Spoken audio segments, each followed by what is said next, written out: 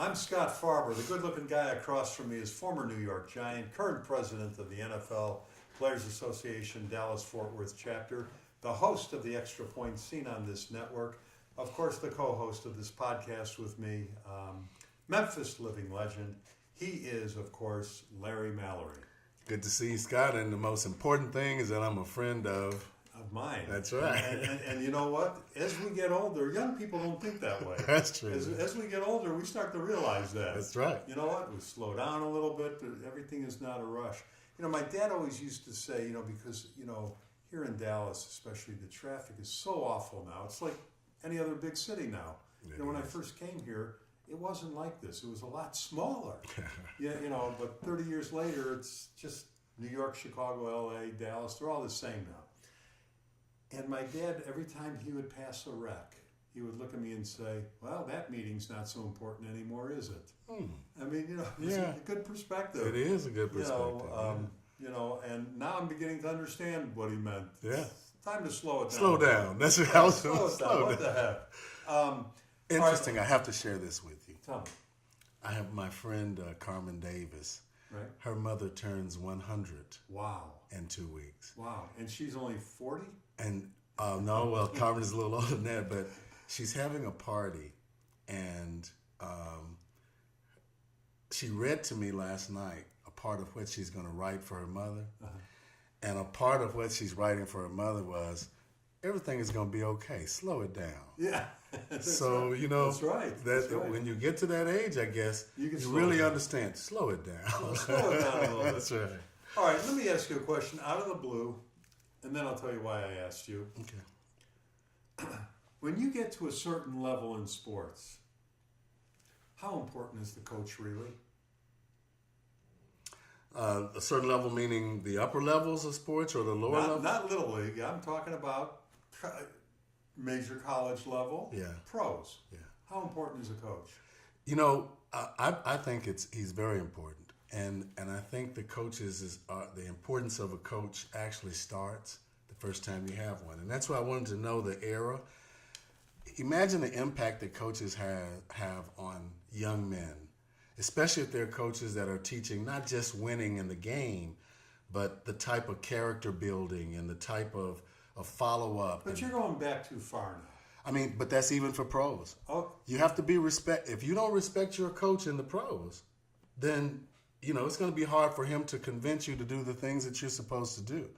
So I think a coach's impact, not just in the young part of one's life, but even in the older part of one's life. But let me ask you something. When you're in the pros, if you need a coach to convince you to do the things you need to do, should you be on the team? No. Where are the player leaders? I'm just curious about that. I mean, because you would think somebody in the pros would be so dedicated. I always say it's so hard to repeat in a pro sport winning a title, to repeat it. And that's what set Michael Jordan apart from everybody, because he was still willing to get up at 5 a.m. and run the bleachers or whatever he did, when he was winning titles.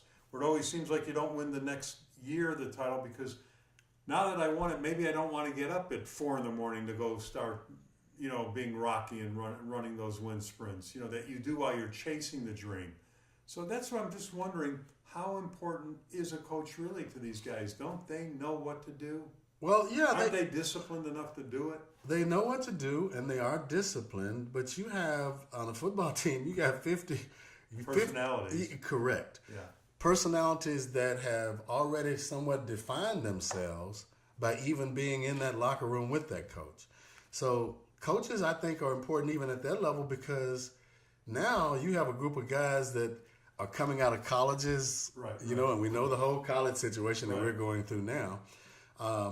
And when they get to a team, there's a difference in a veteran and a rookie. So the coach really is almost like a mediator. Right.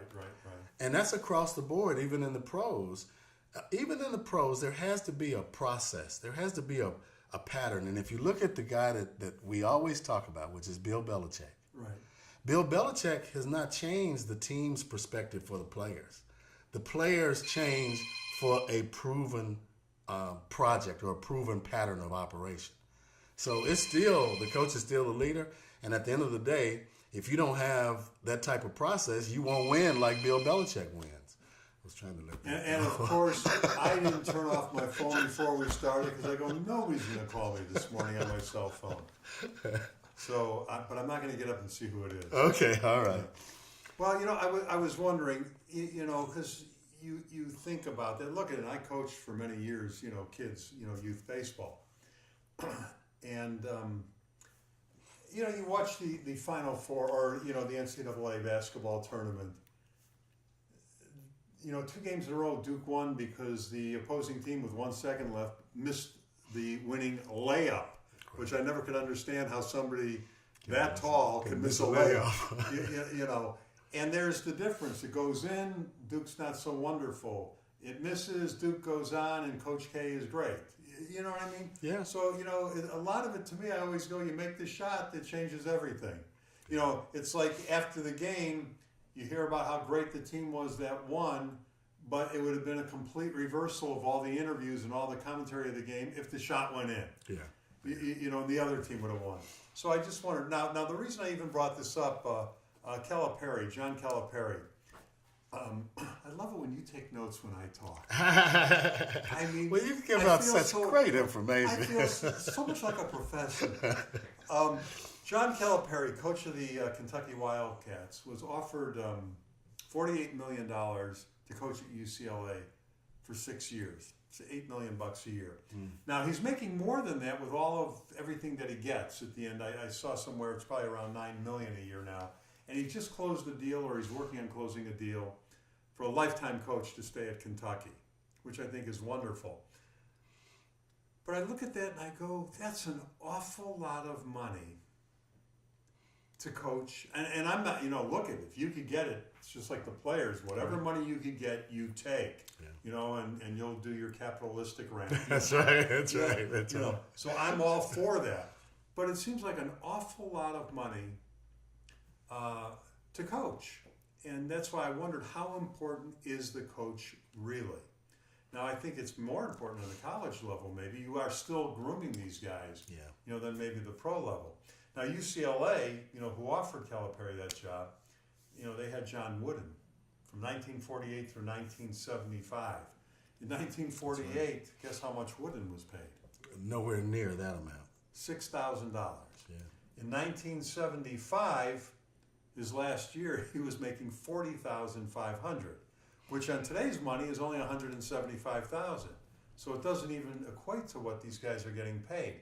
Now, he was 620 and 147, his record at UCLA, 10 NCAA titles, all of which came in his last 12 years of coaching.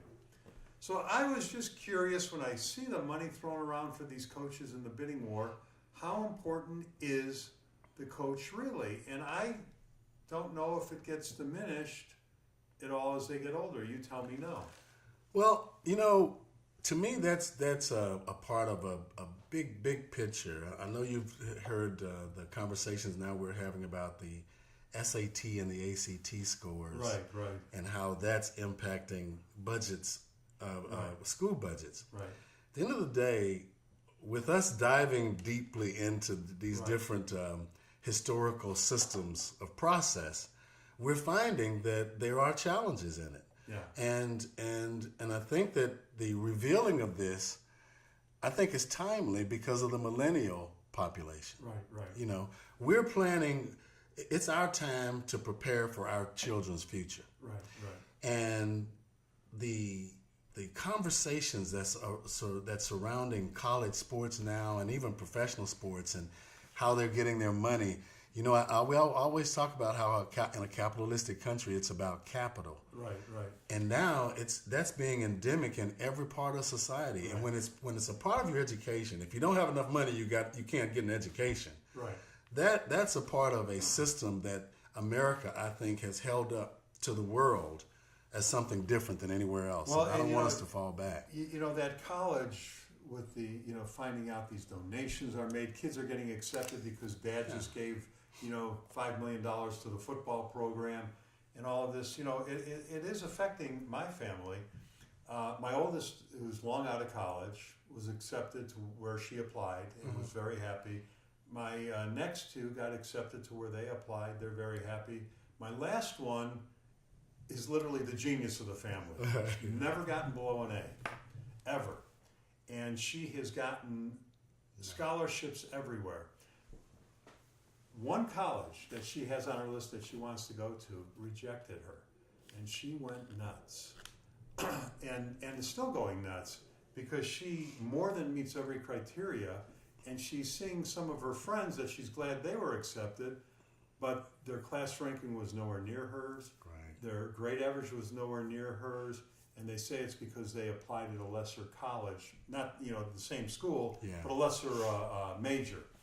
I just find it interesting, the competition for these kids to get in college. Like one of the places my daughter was accepted, she got a letter that said, "Congratulations, you are one of 200 to be accepted out of 40,000 that applied." Wow. And I'm sitting there going, it's really difficult. I know medical school only takes 19% of the kids. So if you want to be a doctor, you basically don't have a chance to go to medical school. 80%, over 80% are not going to get into medical school. And I think I heard a statistic where your elite schools, the Harvards and those kinds of schools, at the end of the day now, they almost decide who they want. Well, that's right. That's right. So, well, my youngest, she's been accepted at some very prestigious schools, but it's killing her because the one rejection she got, that's the one she really wanted to go to. Yeah. And it's just interesting to me to see this and how it affects. But as you're learning about how these, schools, how you get accepted and everything, it's just. But you know what's interesting too? It's a shame that it's got to be a battle for a kid to go to school, forgetting the fact that nobody can afford college. And the question is, how long has this been probably going on? Oh, a long time. A long time, and think of that check your mother wrote to get you into Tennessee State. It's when we notice how he didn't laugh or. Well, when we start to challenge our systems, we're starting to break down as a democracy. Right. To me, this is very, very serious. Oh, it's extremely serious. Even today, they talked a lot about white men's salaries versus women's salaries versus Latino women's salaries versus. Right. So at the end of the day, when your systems start to be challenged the way in which our systems are challenged, we lose a degree of our position in the world, which has usually been number one. Right. Oh, yeah. And the way things break down a lot, from my perspective, the way things break down a lot is from the bottom up. Right. And that's what's happening. It's starting to affect, the everyday person. When if my daughter wanted to go to that college and the conditions that you just explained, you would think that she should be able to be accepted in that college based upon her performance. Right. But there's so many other criteria that we don't even know. Right. Well, and there's limited space. We all understand that. But it's Is it limited space? HBCUs right now are starving for money. We did a function yesterday with Saul Brannon, who was the first guy who played in one of the first Super Bowls, and he went to Morris Brown. Right.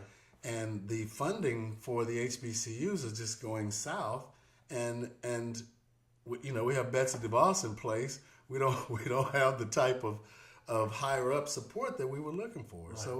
When even the education system, is being challenged. So something has to change. Yeah, in colleges. I got off on that. I'm sorry. Well, that's all right. In colleges, I don't understand how they could be suffering because the expense is so much. I mean, I just work to write checks to colleges. Now, that's where everything just goes, to college. And I keep, telling my kids, I want to be this, I want to be that. I keep saying, just get your degree and then get a job. Yeah. Get out into the world and everything. Yeah. Well, we got off on a tangent, and we're not going to solve that. Tiger Woods missed a 4-foot putt. Oh, boy, I played yesterday, and everybody that played with me said, "Oh, we hated it when Tiger missed that putt." Best thing that ever happened to him. Why you say that? Tiger Woods is 43 years old. He played 36 holes of golf on Saturday and really did himself proud. He did. If he would have made that putt and then won the playoff hole or it might have been the second playoff hole or the third playoff hole, whatever. So he would have played a minimum of 37 holes that day. Then he's got to play 36 holes on Sunday. He might have tweaked something and might have missed the Masters in 2 weeks. You know, that's a great perspective that you just I mean, that's a great perspective. I'm thinking he's okay he didn't make that putt. I mean, he doesn't need another victory to claim his stake to greatness. That's true. That's true. But he might have tweaked his little body. I mean, that's an awful lot of golf at his age. It is a lot of golf, and I had never looked at it from that perspective. I've had 2 rounds this year. I love golf, as you know. Right. But you also sit in a cart. I was about to say that Yeah. I've had 2 rounds of only 18 holes each. Right. Tired as Right. crap after each one. Rode the course. Right. And he has to walk. I didn't know the And number. they're not allowed to sit down either. No. You know that, unless there's a delay because of the group ahead of them. So he's in good shape.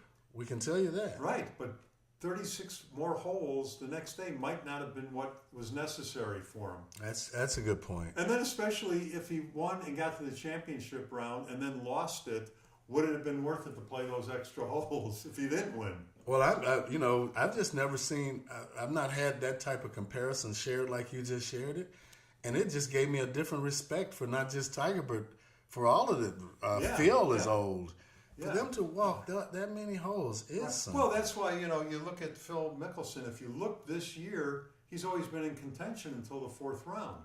Those last 5 miles up and down hills. That's right. And day 4 get harder to do. Plus practice, plus. Well, that's what I'm saying. We don't realize because, you go, oh, it's only golf and everything. That's right. Try walking 5 miles up and down hills, swinging a golf club, and not being allowed to sit down. Ever. In the course. That's honestly, Think your introduction of that position is going to have us start to use golf too from a physical perspective. Because you're right, that's to walk those courses like that. We can't get kids to walk 18 holes. Right. And when I walk the golf great. course out by where I live, it's not easy. No, it's not easy. You start at hole 1 and try to go through 9 holes just walking it. At the end of that walk, you go, okay, I'm worn out, and then you realize you just walked a couple of miles. That's true. I rode 18 yesterday and was completely exhausted. Right, So. Exactly. That's my point. So I think Tiger Woods did himself a favor by lipping that ball out. Okay, that's a good point. I tend not to agree. I mean, I tend to agree with that perspective. Yeah, I mean, I'm right. not saying, he didn't want to, and I'm not saying he would have been injured, but it is the Masters coming up, and I know he works his body to a certain fever pitch, and I think that tournament he went just far enough to say he got the good workout he needed without to be ready for the Masters. Yeah, I mean, That's a good perspective. 36 holes in one day, 2 days in a row at 43 is a bit much. That is. Okay. Just very early in the season, little baseball notes. Who would have thought that Boston would be 1-4 and the beloved Chicago Cubs would be 1-3? Well, we talked about coaches earlier, and basically you're one of my coaches. But I don't really know any other team but the Cubs and the Rangers now. Yeah. Because I'm talking to you. I mean, Yeah. So I was a little uneasy coming over because I knew that you had an experience this past weekend that might not have ended up like you really wanted it to. So and who would have thought? I'm sitting in a ballpark in Arlington, Texas, in April, that I would be freezing my butt off. That's right. What was the deal here? I always laugh because I remember, after I moved down to Dallas, because opening day, it's usually the kids are outside playing because it's 75 degrees outside and it's a wonderful day. Yeah. And then I flip on the tube and I watch opening day at Wrigley and it's 38 degrees with rain mixed with snow. Right. And you'll give us 30 days, it'll be 110. Well, that's right. Well, you don't go to a ball game, especially in the day. In Texas. I don't know how anybody. I sat through a day ball game probably 20 years ago, and I said I'll never do it again, and I haven't because it was like 105 degrees, and you're sitting in a seat. I felt like the ant under the magnifying glass. Right. Remember when we were kids? You put the ants. Oh, like how'd you enjoy the game, though? Well, for a game to watch, it was a lot of fun because it was 11 to runs, 10. Yeah. As a Cub fan, I'm going, where is this pitching? This is just pathetic. And, I think the case for the electronic umpires for the balls and strikes gets bigger every game.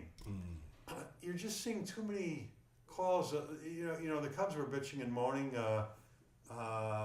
Cole Hamels, according to Pitch Track, struck this guy out. Nope, ball. Struck him out. Nope, ball 4.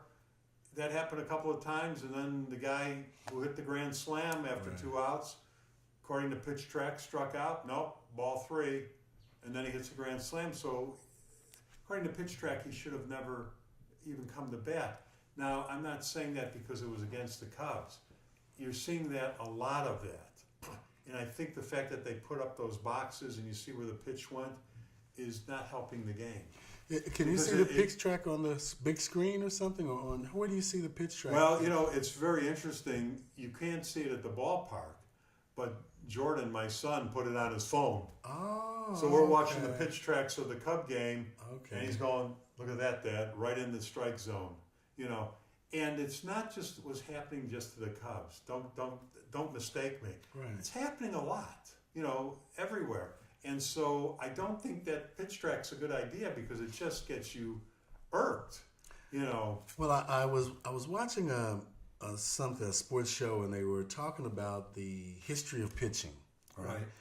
And we talked about how much money these players are making these days, even the baseball players. But the statistics showed that pitchers are bigger than they were in the past. Right. They have less work now because they're averaging 5 innings. Right, instead of a whole game. Exactly. Yeah. And they're making, I think it was 43% or 42% more money than last year, probably. Right. Because isn't that something? They're bigger, they're stronger. They have to work less and make more. Right. What other business can you? Well, you talk about records all the time. Cy Young's record of 511 wins, I don't think that'll ever be touched. And I'm willing to bet, I'll Google it later, but I'll bet you out of those 511 wins, and I don't know how many losses he has, but I'll bet you he finished most of his games. All 9 innings. All 9 innings. That's right. Yeah. That's what you look at these old-time pitchers, even going back to Sandy Koufax, and you look at it and you go, my gosh, look at how many games started, how many games completed. Now, you see 2 or 3 games. They'll let a guy complete a game if he's got pitching a 2-hit shutout. That's right. And he's thrown 70 pitches. They'll let him keep going. But it's and that's why I call you a head coach, because what you just did on our podcast is that you just compared pre-1993 and post-1993 in different sports. Right. Yeah. And it doesn't have to be 93, but right. Yeah, I know what you're saying. Yeah, that's and as you were explaining, I'm saying, wow, it's just not football, right. Pre and post. Right. It's every sport. It's every sport. Yeah. It really is. I mean, even basketball, you go back, Michael Jordan started the workout craze when he played because he said, if I'm going to get past the Detroit Pistons, because they would beat the crap out of him. That's right. And he said that's when they got a personal trainer for Michael, and him and Scotty beefed up, and then the next year they swept the Pistons. Right. It changed everything. But nowadays, there is no roughhousing in basketball. It's a different game now. 3-point game. Well, now it's a ticky-tack touch is a foul. Yeah. Well, when Jordan played, they would kill each other. Yeah. I think LeBron would have thrived, having to play a rough game.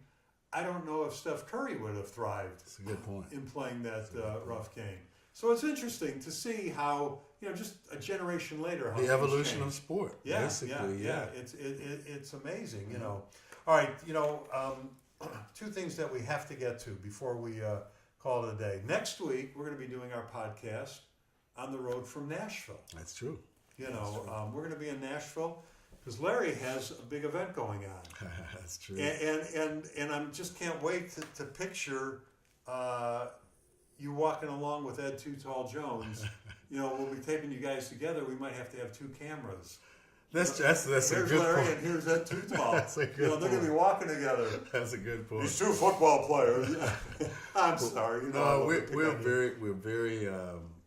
I've talked to so many former players that are so happy about coming to Nashville on the 12th for the Salute to Greatness. That's the name of the event.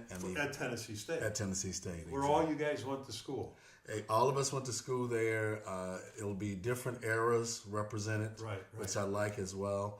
Claude Humphrey goes way back, and Ed goes way. I do too, actually. Yeah. But we'll have a lot. Right now, I heard it was right at 49 guys. 49? Oh, wow. That have... that just blows me away, too, to think 49 guys from Tennessee State went to the NFL. Yeah. And it's not all of them. It's not. Some guys are not able to travel. Right. Some guys are in such bad shape they can't travel. But I think it's going to be an exciting time. We're really looking forward to it. It's a fundraiser for the school. It's a fundraiser for the school and specifically for rebuilding of the stadium. Right. And to help the football locker room program. Right. And so they've invited, Nashville has just grown exponentially. A lot of companies, as you know, and you will be there. Right. They're there. So they've invited all these companies, and each one of the former players, are hosting a table or hosting multiple tables. And that's how we're trying to raise money for them. So we're really excited about it. And we're excited that the fact that the school is focusing on education. Athletics has been a historical point for it, but the president of that university has just really focused on education and safety on the campus. Right. A lot of the HBCUs are having a lot of good conversations now about how to attract students and make sure that their environment is healthy. And people listening can make a donation to Tennessee State. Just mail a check in. Send it to the president of the school. That's right. Mail that check in, and help out. It still amazes me when you told me that time that there were 23 seniors or something on the football team when you were a junior, and all of them, or 22 of them, went to the NFL, and the next year there was like 22 guys that were seniors when you were a senior, and all of you except one or so went to the NFL. It just blows me away to think about that. That's where you talk about good coaching. It does. So that's where I think coaching was important, because you guys all made it. Well, I think coaching has been probably, unfortunately or inadvertently, only aligned to sport. Right. I think coaching is a mentorship. Right. You've coached me. Right. You've coached me in the things that we're doing, and how to do the podcast, and how to do the things that relates to this industry. Right. So I think people with good hearts and that have other people's interests in mind, like yourself, I think those all can be called coaches. Okay. Yeah. Now let me ask you a question. Have you been around Lifford Hobley too much lately? Yeah, I was around him yesterday, actually. Well, the reason I say that, I'm noticing an LSU sticker on your lapel there. That's actually TSU. Oh, is that? Oh, well, I'm old. Who could see that far? Right. Okay. But you recognized it, which was good. Yeah. Okay. What's TSU? Tennessee State University. Oh, okay. That's right. So I thought I would promote my college today along with the NFL. Yeah, okay. Now I can see that little one piece for the team. I'm seeing LSU when I look at that, and I'm thinking Lifford's been around you. Too much. And I'm going, why are you wearing that? But that one you could wear, and wear it proudly. All right, last but not least, there was a book came out that's very personal to you, written by Kimberly Archie. Kimberly has been a guest on your show, The Extra Point. You can hold up the book there for the camera and tell us a little bit about it. Okay, it's called Brain Damaged. It was launched yesterday at the Four Seasons, and right now it's on the #1 bestseller list in New York. Right. What we talk about, it's written by actually a group of people. I think 19 mothers now, but 19 mothers that lost their sons in high school sports, and in donating their brains, they found that they had the same CTE that professional athletes would have. Right. And so they've started a national program to make people aware, make parents aware of the impact of football, not to destroy the game. Right. But they started a program called Flag Before 14. Right. And they do that because scientific evidence now shows that the brain bounces up against the skull prior to puberty. And therefore, If you play flag football or something that doesn't disrupt it, it gives time to develop. Forward. Exactly. And then the other program they have is called the Faces of Cte Families. Those are the same mothers that have lost their children, but now they've bound together and they are trying to get the information out as much as possible to parents to talk about their experiences. So I was very proud to be a part of this. Daniel Carcillo, former hockey player. Exactly. He wrote the foreword of it, and he was very excited about doing it. And if you notice that it's a child, but in the helmet you can see that brain. Yeah. So please, we'd like for people to go out and buy it. There's a lot of good information in here. And it's a lot of information about the pushback that some of the parents have had and how they have recovered from that. Now, do you think, are parents being pressured not to let their kids play football? I think parents are giving more information about the impact of football at certain ages. Right. Now, I didn't play physical football. I was a baseball player mostly in my early time. But parents now, we're not pushing people away from football. We're saying, let's develop the body. Let's make sure the brain is stable prior to putting severe head trauma into the game. So how old were you when you started football? I was around the 8th or 9th grade. I think I played 1 year of junior high, so that would be 14, 15. Right. So you weren't playing like Pop Warner football and those things? In fact, we couldn't, in the town I grew up in, same town Ed grew up in, Tutah grew up in, we didn't really have much football. He didn't play football. I know. Ed told us when he was on your show, he told us that he played football when he walked on at Tennessee State. Yeah. One thing about our community, we had a lot of playgrounds, and we've talked about how important that was. There wasn't, and we couldn't afford all of that equipment. So baseball was baseball and basketball were our primary sports, and every park had a tennis court. Right. So more kids played tennis almost than anything else. Yeah. All right, so now next week when we're in Nashville, you are going to make sure I get to see Wayman Bryant and Richard Dent, aren't you? Well, as my head coach, I fear not following up with what you've assigned me to do. So I'm leaving tomorrow, and I'll make sure that I have everything prepared. Perfect. For you when you get there. All right, man. Well, let's get out of here, and I will meet up with you next week in Nashville. All righty. Look forward to it.